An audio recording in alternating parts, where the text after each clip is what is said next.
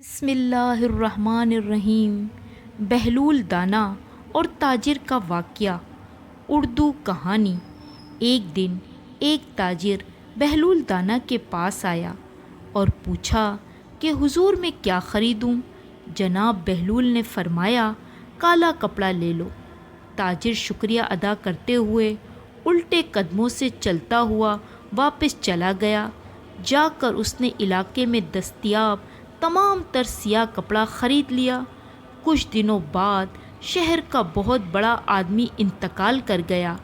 رواج کے مطابق ماتمی لباس کے لیے سارا شہر سیاہ کپڑے کی تلاش میں نکل کھڑا ہوا۔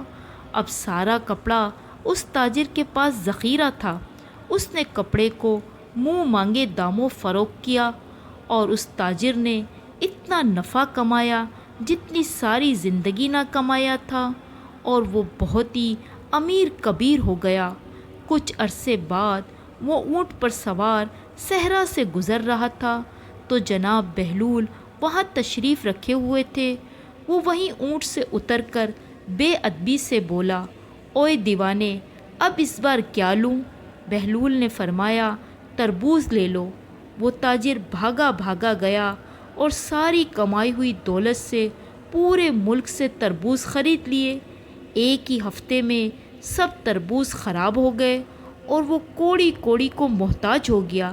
اس خستہ حالی میں گھومتے پھرتے اس کی ملاقات ایک بار پھر جناب بہلول دانا سے ہو گئی تو اس نے کہا، یا آپ نے میرے ساتھ کیا ماجرا کیا؟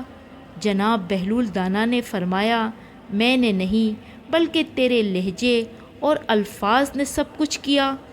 جب پہلی بار تو نے ادب سے پوچھا تو مالا مال ہو گیا، اور جب تو نے گستاخی کی تو کنگال ہو گیا۔